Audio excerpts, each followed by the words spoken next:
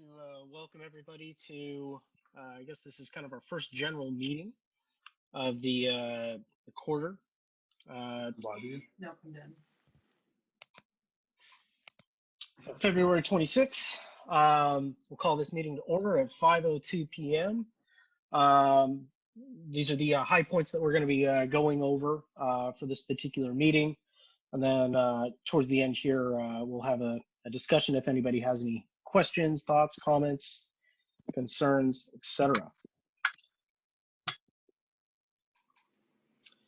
All right. So as everybody knows or should know, Gordon took a really, truly a fantastic opportunity into a management position on the PHI Air Medical side, where he will kind of continue to be an ally. So that's a good thing for us. Actually, he was in Lafayette here the last couple of days and met up with him a couple of times to cover, I don't know, just visit and talk about his position and where we can kind of blend things in with our goals. So in behind that, because it's very important to have executive representation on the air medical side, got together, the board got together, and we have appointed Chris Kane as vice president. Chris has been a absolute machine on the air medical side as far as raising awareness, bringing issues forward, and quite frankly, I couldn't think of a better person to kind of co-lead this this project in that business unit. So one of the things that we had been talking about kind of on and off public view, or what the end game goals are with our union. And then, I've spent some time kind of considering what our best way forward is, talked with a number of you, got everybody's thoughts on the matter. And the obvious thing is we need to, make efforts and strides towards exiting self-help so that we can get into at least a collective bargaining position. That's not to say that what we do now is not important and not impactful. It certainly is, but from a legal standpoint, that's really the platform which we can truly move forward from. So we're also going to obviously continue to represent and aid pilots. Later on in the presentation here, we're going to have Chris chat a little bit about some of the things that he wanted to bring up regarding that concept when it comes to disciplinary type action. Other end goals, we want to make sure that we have a consistent response from management that's based on an existing policy or in existing policies, as much as possible. The next thing, we want to really work to empower workplace safety, enjoyment, and professionalism.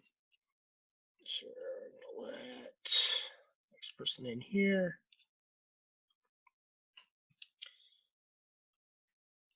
So if we don't work somewhere that's safe, somewhere that's enjoyable, and somewhere that we can kind of work to advance our goals as a group together, it's probably not worth doing, right? So that's kind of the three rules that I'm looking at as far as the big picture goes. We certainly need to, and will work very hard towards representing people the best we can. There is kind of a thing though that I believe in here, and our relationship with the company is a business relationship, if you will.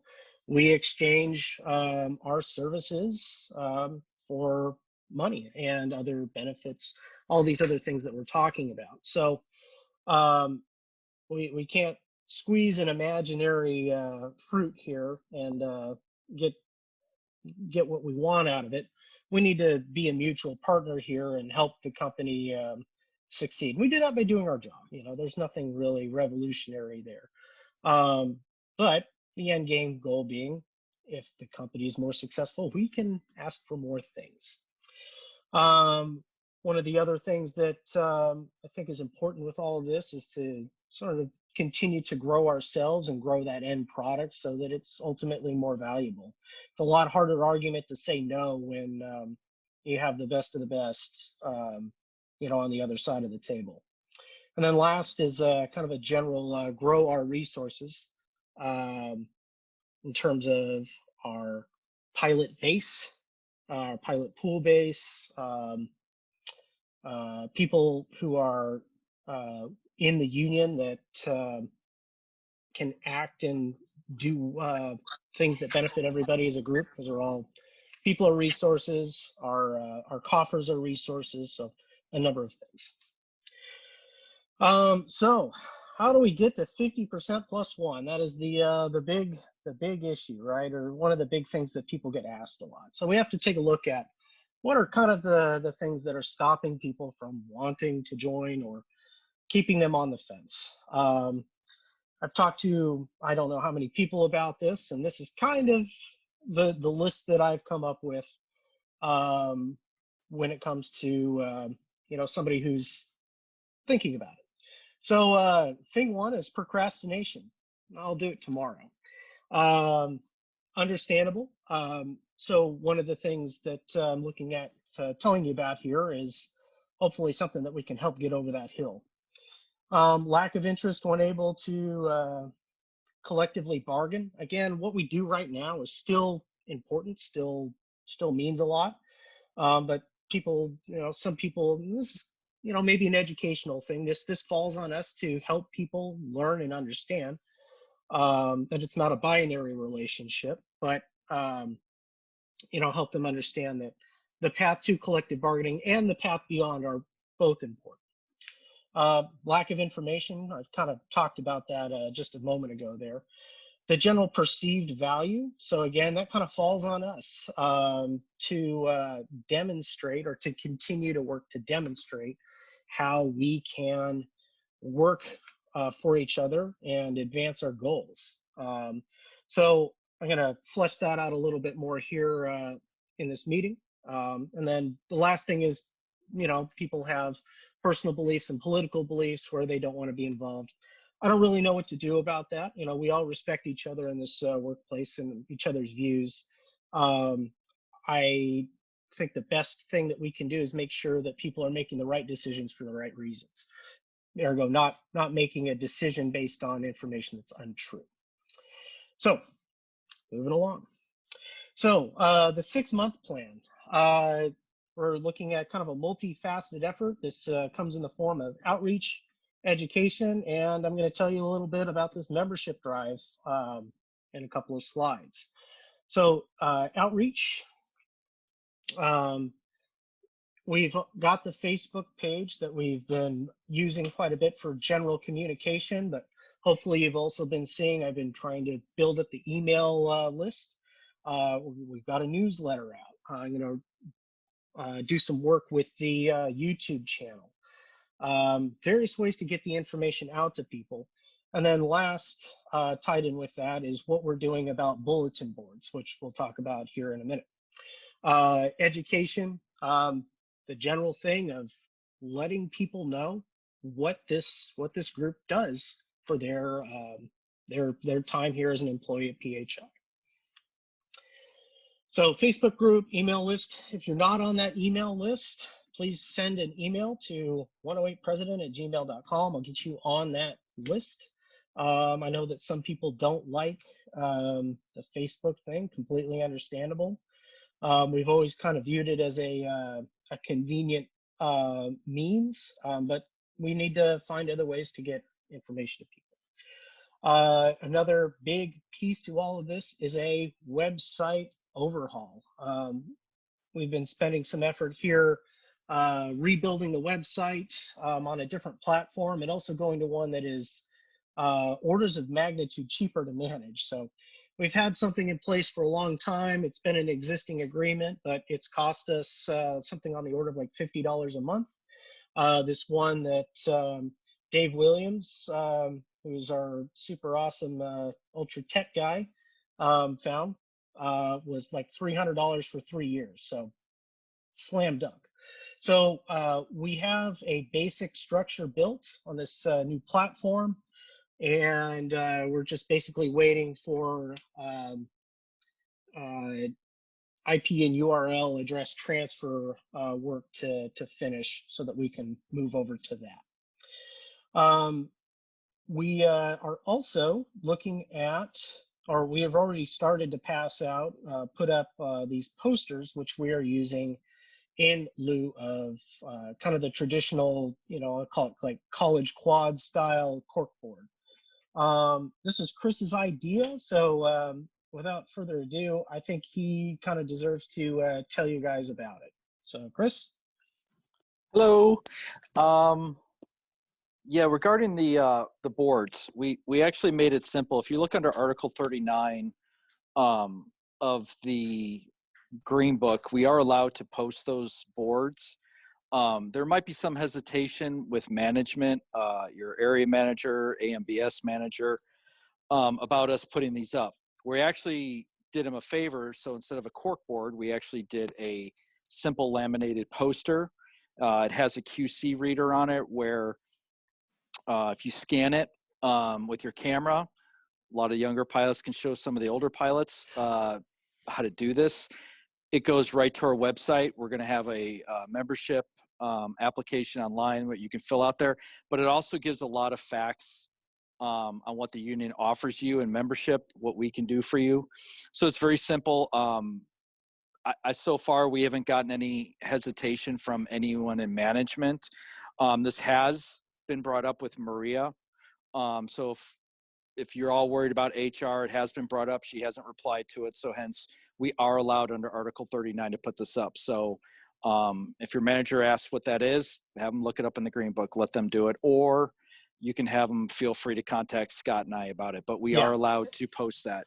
And we're not drilling walls into the hall, in the walls or anything. So we're actually doing them a favor by making this simple, and all our updates and postings, and we're not going to have to mail things out to lead pilots to put out or print out. It's going to be real simple. Everything will be done on our website or Facebook. So we definitely hope everyone gets involved. If you do want a poster, we are going to try to hit as many bases as you can, getting them out. Of course, what we're going to do with the posters is they are allowed in the bases, preferably in the pilot area would be the best. If you are interested in distributing or picking them up, let me know. Shoot me an email either on Messenger or email or text me. Mostly Messenger is the best way if you're friends with me, and we can actually have them sent to you via Office Depot. So if you have 4 or 5 bases, you don't mind distributing them, we would be glad to set it up at your local Office Depot. You just walk in and pick them up. They'll all be paid for. If you do cover a large area distributing those, we would be willing to reimburse you mileage for that and some of your costs to distribute those. So we do appreciate, as much support as we can from our members. But the biggest thing is I had a lot of people ask me, well, what kind of pushback are we going to get this from area managers if they ask us to take it down? You're not required to. And that's why I said, if you have questions, you can contact Scott and I directly, but they're no different than a PHI poster. These are all on the offshore bases. They've been there for a while. So it's just never been a big push on the aeromedical side. So obviously I will fight for you guys. So if Kurt Williams or any of your managers have an issue with it, feel free to have them give them my phone number or message me, and I'd be glad to reach out to them at any time. Discipline issues, I've heard some things come across. If you are a pilot and you start to get in a discussion with your AMBS or your area manager or someone that it sounds like the discussion's getting more into a disciplinary issue, you have the right to stop. you have the right to say, hey, you know what? I think this is going into a disciplinary issue. I'd like to have someone of my own peers as a witness to this. A lot of times pilots will get caught up where an AMBS and an area manager or a business ops manager is sitting in front of them. So you have 3 managers and 1 pilot. You do have the right under the Green Book to have someone of your own peer be a witness. You can stop it. The most common response from a lot of the managers are going to be, well, if we get somebody from the union involved, then we have to get somebody from HR involved. Okay. I have no problem with that because it's only going to show loopholes in their management. We don't want it to be management versus the union. That's not our goal. We want to work together, but you do have rights under the Green Book. So if you feel like you're being unjust, you feel like things are going into a disciplinary issue, just stop and just say, hey, you know what, can I get a witness involved in this? I mean, you guys, there's 2 or 3 managers here and I don't have anybody. You do have the right to do that. And feel free to reach out to me by all means, or Scott, or any of the stewards that would be glad to help out, even if it has to be rescheduled. If they say, well, we have to get HR involved, okay, that by all means, let's get HR involved because you do have rights. And that's what they are trying to take advantage of is our rights and trying to push back. So we really want to build this up. We really want to get our payback and everything, which supposedly there are some good things coming down range. We do fight for you with the union. So, you know, there's a lot of things we cannot disclose, but there's a lot of disciplinary issues I've handled where I just kind of shake my head. HR shakes their head and it goes away. So if you have any doubts, you know, obviously the Green Book covers all pilot. But honestly, I do have an open policy. You know, all of you know me, I'm 18 years Marine Corps retired, so I will fight for you as long as it's not an embarrassing situation, but it is a give and take with the union. But the biggest thing is that we really, really like to get you guys out there to get more union members involved. We want to be strong again. We don't want it to be a fight between management and the union, but we want to work together. We want the company to know that we really don't like our rights being taken away. That Green Book was written on the union. If it goes away, sorry guys, and it's kind of gloves off at this point. So, but yeah, you know, other than that, Scott's hitting a lot of good points. We really want to push the membership. We really want to offer incentives to get more people on board. And you know, if anyone has any questions, feel free to reach out to myself for sure. Cool. Go. Thanks, Chris. Okay. So you kind of touched on the idea of using these posters to kind of push things towards the website, and really pretty much covered the majority of that. To kind of quickly summarize, the challenge with literally coast-to-coast bases is how do we keep the information consistent across everybody? And it's 2021. We have tools, we have the internet that we can leverage as a virtual bulletin board here. So the idea is that this stuff pushes us towards that direction there.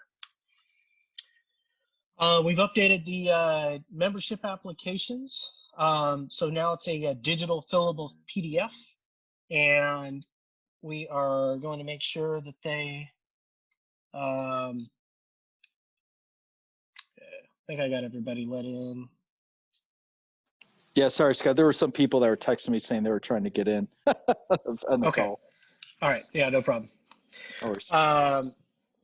So digital applications, so you can fill this out on a computer, a PDF expert or anything like that, and not have to print it out, scan it, email it. You can certainly still do that, but now you have the option. It works a little bit easier, a little bit faster. And that's pinned to the Facebook page. It's going to be pinned to our new website, and I'll push that out in an email as well so that everybody has a copy of it that they can search in their inbox. All right, so Chris kind of talked about this. We need your help getting these posters out, getting the information out.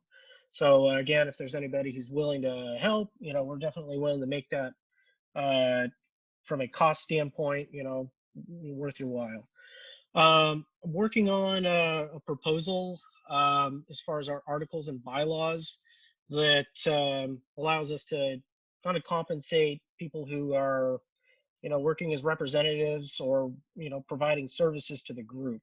We're not talking about a second salary here. We're talking about, basically like a free membership. You would get your dues back. We put a lot of effort into getting dues reduced to make sure that, that's not a big barrier to entry. But, at the same time, if somebody's working above and beyond for the group, that I think that should be recognized. We shouldn't operate on different principles than, our parent company that we work for. So that's kind of the idea there. The other thing is that, if somebody, is thinking about joining the union and they're a little iffy on the idea of dues, but they're willing to work for it, well, here's an opportunity. We don't have a high bar other than willingness to learn and willingness to do a little bit of work. We're not talking about a ton of work again, but this is another avenue for it to be worthwhile, and also to provide the membership group and the pilot group beyond more resources in terms of people to contact and work through issues with. So, right now, stewards, media admins, website admin, secretary treasurer, because he's got a lot of extra work that he has to do on the back end as far as managing our books for us, and then committee leaders is kind of what I'm looking at here for the time being. So I'll put up more details regarding that on the website, and hopefully we can get that voted on. If you're interested in one of these type of positions for this type of deal, feel free to reach out. I wanted to talk to you a little bit about company communication lines. So Gordon is now in the safety position. He's leading the FOQA program and other safety initiatives. And one of the big things with those programs in general is that they require pilot buy-in. They have to work because people believe in them. So this is a method or a vector that he can use to kind of put us forward as the group that can help spread that message and work with them on that. On the oil and gas side, James Maynard took over as chief pilot. I have the advantage that I'm based in Lafayette, which is, oil and gas corporate headquarters, so I can see these people on a regular basis. James has been awesome. We've talked about a lot of issues kind of on the on various levels of officialness, and he's interested in, effectively making sure that we're heard and solving problems on the kind of lowest level, when appropriate.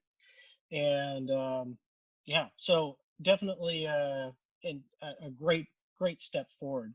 It was a little bit of a challenge with our previous chief pilot on the oil and gas side. He's very hesitant to talk to anybody involved with the union. And the ridiculous thing is he and Gordon used to work we all worked in the training department together.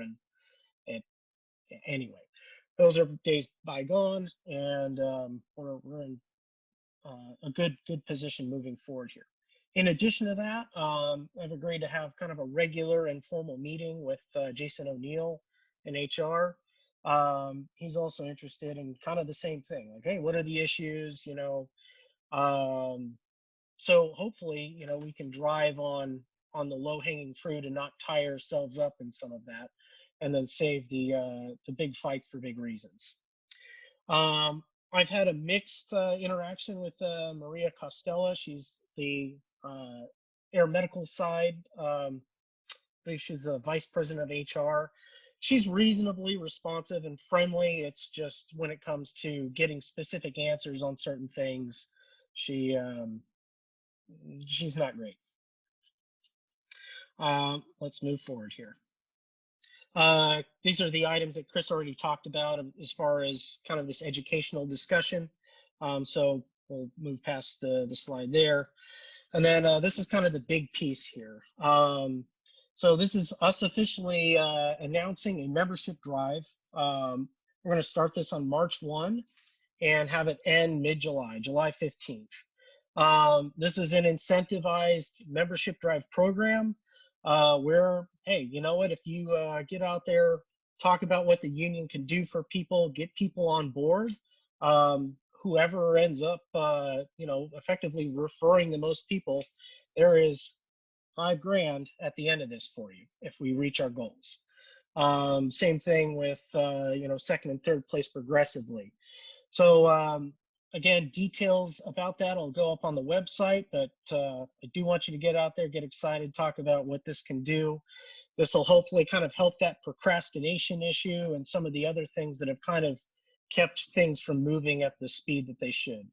It's an aggressive pace, but that's kind of what we need when we need to make big changes. So that's why, this is over the span of a couple of months. It gives people a chance to get out there and talk about things, but it's not so long that it goes on indefinitely and we get back into the procrastination cycle. We'll keep moving along here. And again, details about that will be up on the website once we get that going.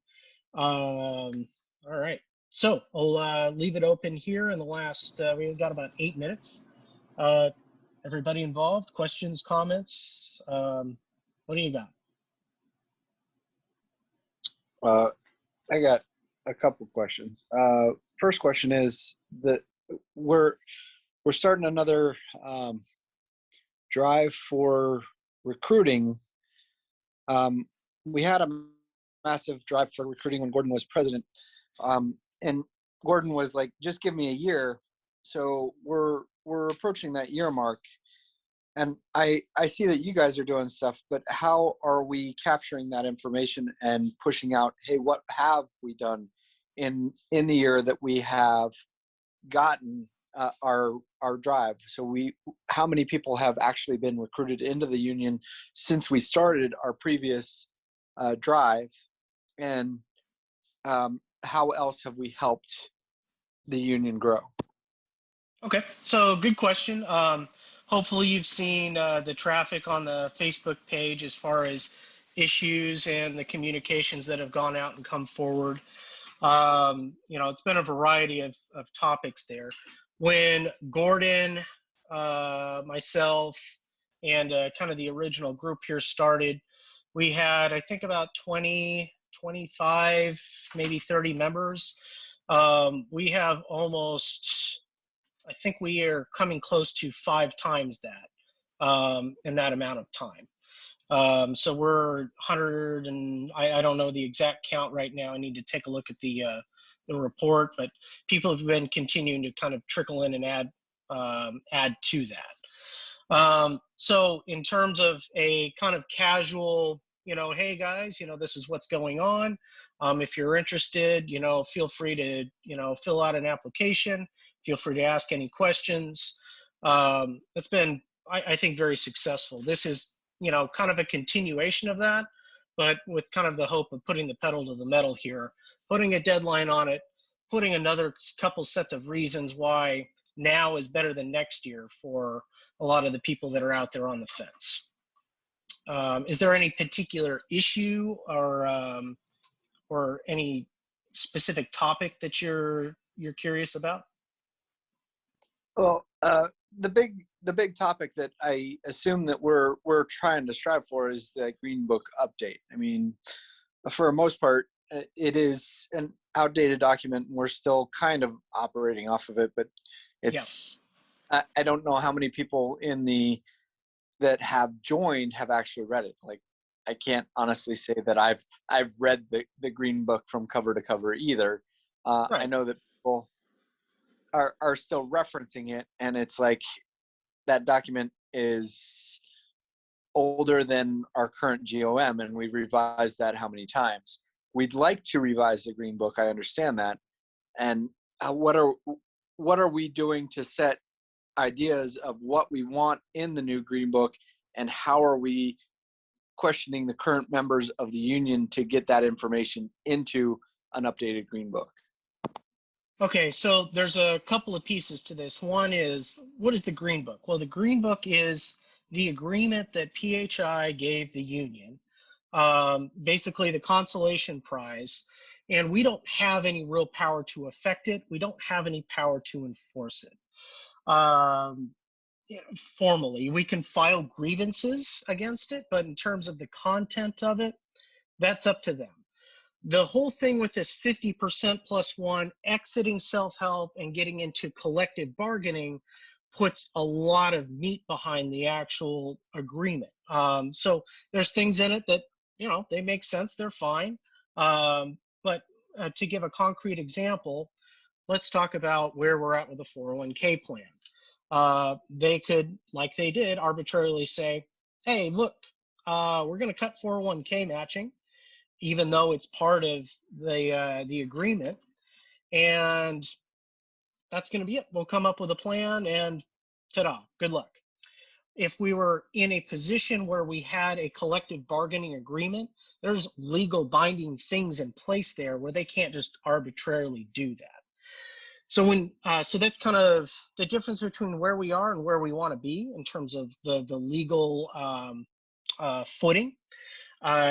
The other thing that you brought up as far as, familiarity with the Green Book, that's on us. We need to provide that education to the group as far as what that is. So that's one of the things I'm going to be doing with this newsletter and this whole outreach and education program. We're going to break this stuff down and explain it in chunks so that people have an idea of what this thing actually is. Because I'm right there with you, or I've been right there with you, where I'm like, well, I understand this conceptually, but as far as the specifics of what am I allowed to do, what am I not allowed to do, that's been a learning process for everybody at some point. So again, that falls on us to help bring that information forward and make it understood. And this is Chris. To add light to it, that the company is aware of our numbers going up. They're not, there is an eyebrow being raised, and they're actually causing it. So they do see that a lot of the employees, I know with a lot of the med crew members and mechanics have actually wanted to open up and start a union too. I know Gordon, I think, presented that a while back, that the Washington peers, that when Bristow and I think the Air merger, they were going to try to get together with our medical crew members and mechanics to get them on board with the union, which would have to start a whole new thing. But I think people are just tired with the way things are going right now with the company. And, when I signed on 13 years ago, I was told this is what my 401k is. Now it's going away. I was told I was going to get a step increase every year, and that went away. So at what point are we going to put our foot down to get that back, But on another note, question, Scott, does Wade Cook, is he aware of me being in the union? Does he know? I know you're talking about the oil and gas, but have we sent a formal letter to Wade and Maria that I'm yes on? Okay. They have been made aware. On my agenda is to have a conversation with Wade. Again, used to work with Wade in the office. He's not been the obstacle that Maria has been, and that's kind of where my efforts have been on the oil and gas side. But yeah, absolutely, we should get something a little bit more formalized there. Okay, because I've had a lot of pilots where Wade says he wasn't really reaching out to who to reach out in the union. So at least if we let Maria know, saying, hey, Chris Kane's an air medical pilot, that way you're not familiar with air medical, but I am. So at least if there's something in writing on that. Okay. Absolutely. I'll prepare to sit back and wait for the slacking to come. Shellacking to come from Wade and everybody else. Yeah, absolutely. We'll work on that, get that fleshed out. Absolutely. Anybody else have any questions? There we go. Was that Mark? Was that your question about the Green Book? And Yeah, it was. okay, perfect. Since you're still here, then we can talk about that. And I think I know exactly what you're talking about, because I'm the exact same way. I'm still not as familiar as I should be, and really wasn't at all, even when I joined and after I had joined. So I think, to your point, we should make that a big part of the outreach and education that Scott mentioned as our push. I think that I agree. I think that if you're going to get at this point, you guys have definitely showed progress, and I think that you need to state that in the education. Hey, we've been able to increase our numbers by 5 times. We have done what we said we were going to do.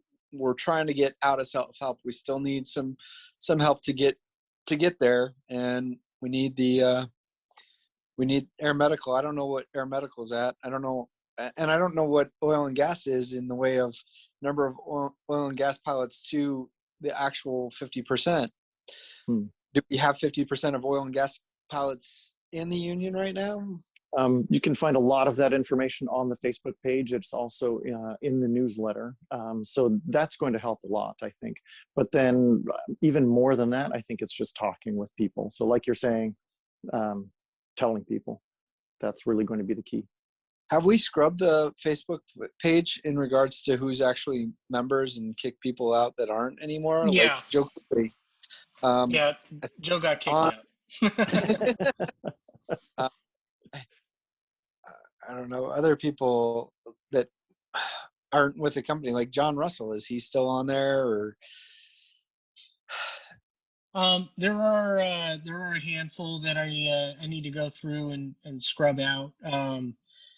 I've made a concerted effort, or actually, Joe Cooley was Gordon's kill. um,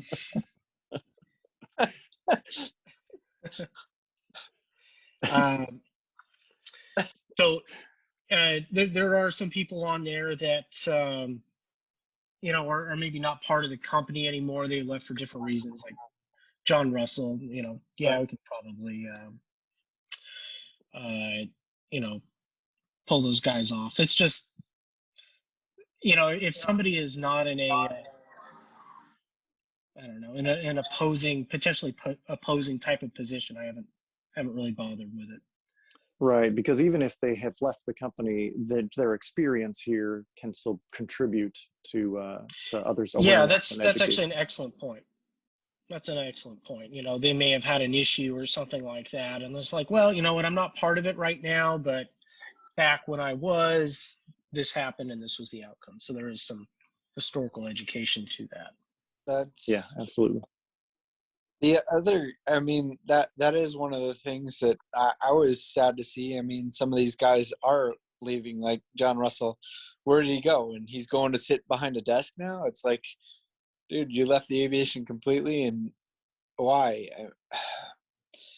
Watching some of these guys walk out the door. I was kind of upset to see, I don't know if you guys knew who she was, Jennifer Courtney. She was relatively young. She wanted to go to Air Medical out in Arizona. So she basically wanted to switch from oil and gas to Air Medical. And a talented pilot, I mean, she had a degree in aeronautical science from the University of North Dakota, a well-known university. And we let her walk out the door and go to our competitor. And I mean, that's like, some of the things that you're seeing, and you're just like, why are we doing this? Yeah, it is frustrating to see talented people walk out the door. Absolutely. That I don't know what our role in that is in particular, other than working to improve the environment in general. John Russell left because he's a 139 first officer, and by all, I work with every one of you in a training and check ride type capacity, and he's excellent. There's absolutely no reason that he was simply just an opportunity to take a check ride away from being a captain. But the situation called for him being put back into a 407, and for a lot of these guys, that was they watched all their career progress, fall back to, day one effectively. And it's disheartening. You're absolutely right. How do we fix that? You know, we can't control the market, Right. but we can make sure that we're not the reason that the company loses business, and we can make sure that it's the reason that it does gain new business, so that those people get opportunities that they deserve. Yeah.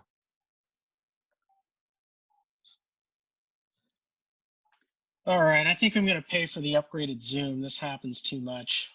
So here's the other question, and that was I was thinking about this as we were going on. Is there a different platform that, like a live streaming platform? I mean, YouTube offers. Do they offer live streaming, or I mean, there's even They new. do. They do. That's actually a great point. You know, we've started with Zoom. Um, there's no reason that we couldn't go to a different platform. That's a great point. Um, yeah, there's YouTube live streams, and there's like comments and questions that, you know, people run down the side. We have that chat window option here, but Do we? I um, mean, we already run Teams. Is there a way? I mean, PHI runs Teams. We all have PHI accounts.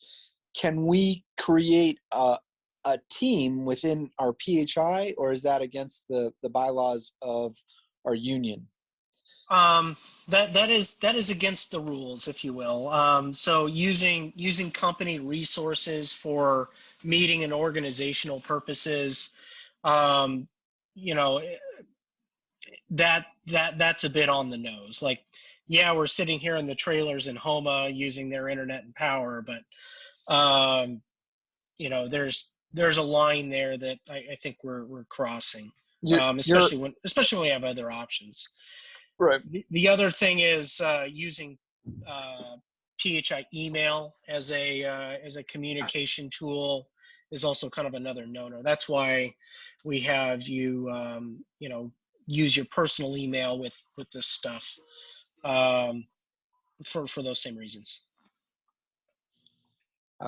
The so other and I was thinking specifically of Teams only because of that reason, and I wanted to make sure that it wasn't another platform that I had recently seen.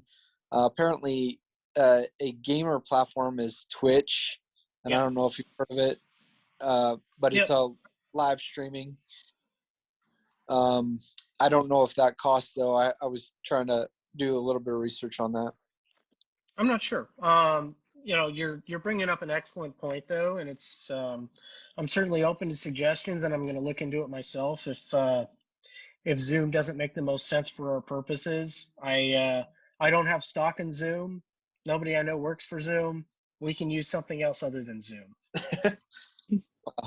And that yeah, I understand we're using the free version that cuts out every 45 minutes, but it seems like every meeting I've been on has gone along more than 45 Yeah, minutes. I thought for sure we weren't going to be 2 for 2, but Well, and there's a trend. I know what do they use? Blue Jeans, that the Air Medical side of their uses that Blue Jeans. So I don't know if that's any better. I'm not sure. Yeah, I don't know. I don't know. Well, how about this? I promise you our next meeting will be on an easy to access, non-time limited platform that performs equally or better than Zoom. And if it's Zoom and a membership, so be it. We can deal with the, you know, $20 a year or whatever it is they want to squeeze from us. But yeah, I have a question, Scott. sure. Well, first off, Blue Jeans does work pretty good, but I think I like Okay. the idea of YouTube if able. I back when Gordon was in your seat, I asked about possibly getting a little bit of like if we could break down what the PTO buildup and how that works for pilots is in the Green Book, because, you know, I try to wrap my mind around it, and me and one of the other pilots at my base here, you know, we were going down the list there and trying to math it out, and because we were worried about like how much does actually rolls over and how much doesn't for us, and Right. none of it is really clear. I feel like a computer coder wrote it.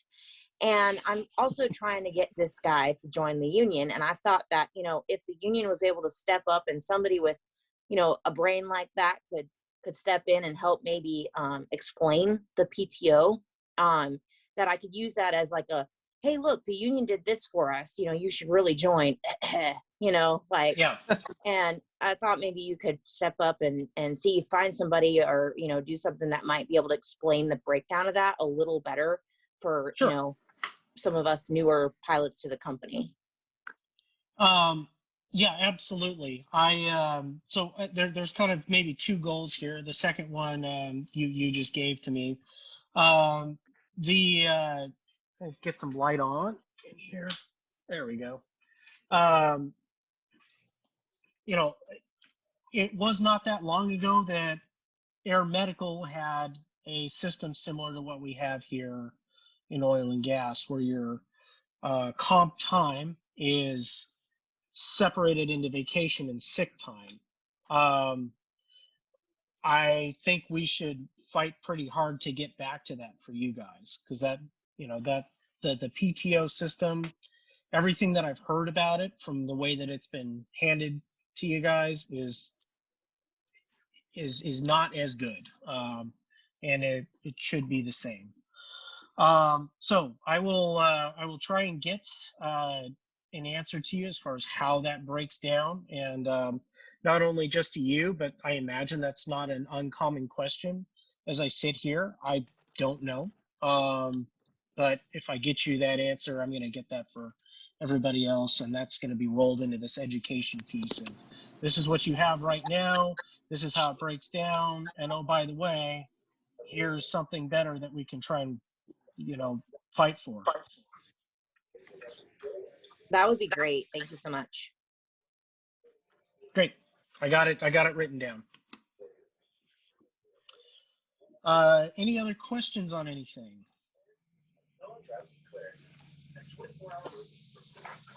Okay, going once, going twice. All right. Go ahead. Greg, how you liking the other side? I'm liking it. How y'all doing? Good, good.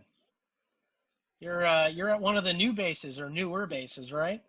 Yeah, I've been at Mount Pleasant now for 2.5 years. Lead Oh, man. pilot. I'm the lead pilot flying the GX. Love the GX, and of Okay. course helping Palestine and Tara out down there with 135 also. So Great. congratulations, Yeah, by the way, Tara. Oh, thank Oh, you, yeah, Greg. I appreciate that.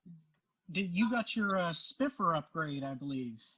I sure did, and I did my first All right, Spiffer well- flight for the company 2 days ago. Well, congrats. That's a Congrats. big deal.